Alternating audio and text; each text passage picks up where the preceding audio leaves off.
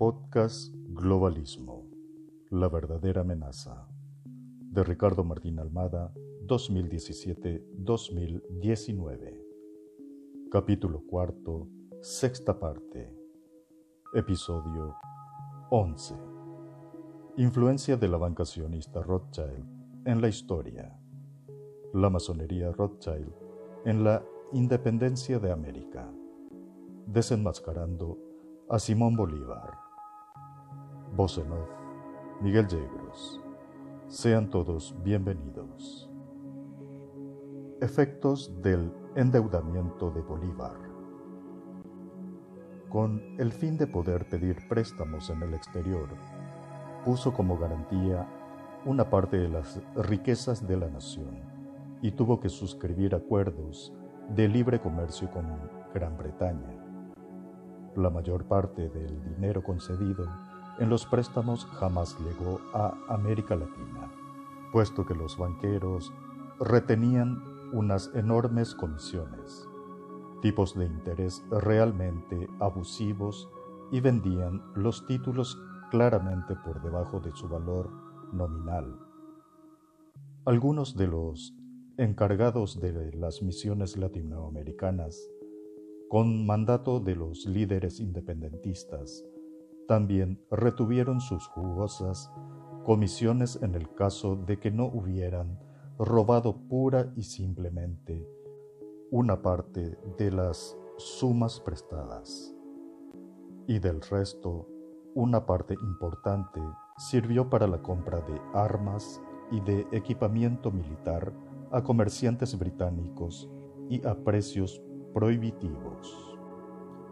En 1826, Colombia reconoció como suya la deuda pública externa por un total de 6.688.950 libras esterlinas, al igual que la deuda interna por un monto de 58.770.769 pesos.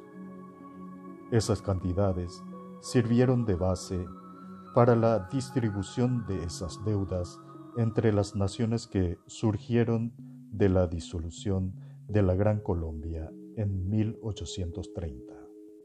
En esa distribución, resultado de un proceso lento y complejo, de negociaciones y aprobaciones que culminó en 1837, Venezuela asimiló 28,5% de la deuda total, además de otras obligaciones, nuevos empréstitos, nuevas negociaciones y conflictos con las naciones acreedoras por los reiterados incumplimientos, incluido el bloqueo a las costas venezolanas de 1902, ejecutado por Alemania, Inglaterra e Italia.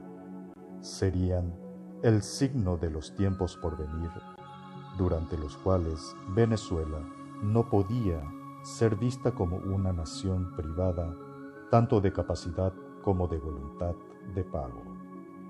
A manera de ilustración de las tensiones fiscales y de otro tipo generadas en torno al problema del endeudamiento público, basta con referir que al cierre de 1902, la deuda pública total era de 192.2 millones de bolívares, lo que representaba más de 6 veces los ingresos fiscales de ese año. En 1930, Juan Vicente Gómez resolvió pagar de una vez toda la deuda externa en ese año de crisis, como un homenaje a Bolívar en el primer centenario de su muerte. Bolívar intentó invadir Paraguay. No contento con todo el endeudamiento y sus sangrientas campañas, también proyectó en 1826, en tiempos en que la Gran Colombia ya venía tambaleándose, la Federación de los Andes, que debía incluir también a Bolivia.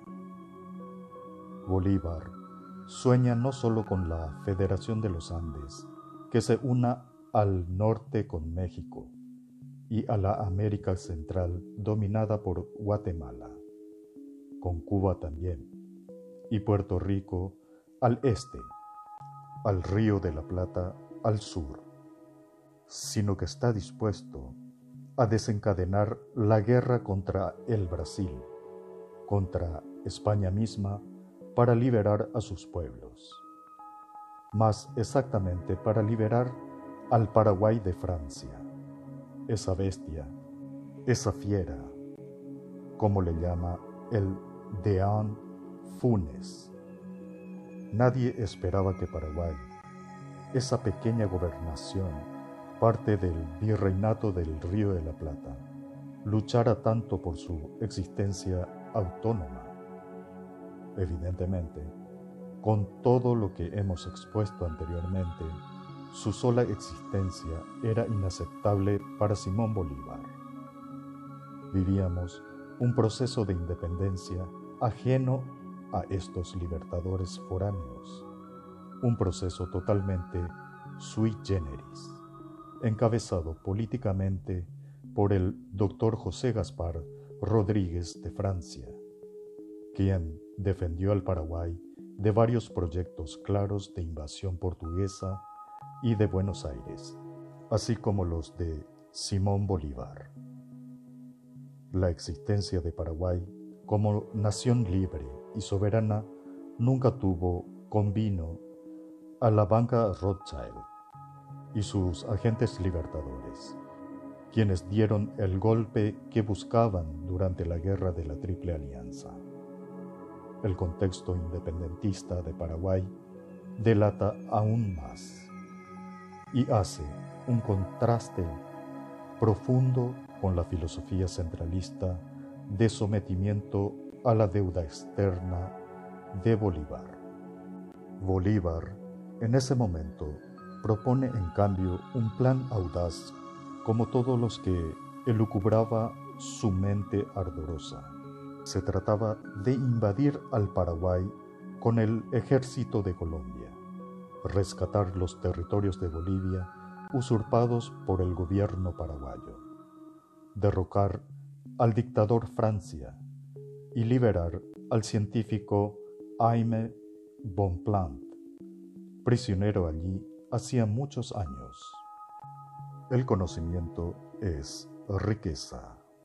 Muchas gracias por asistir al episodio 11 del capítulo Globalismo. Voz en off, Miguel Yegros.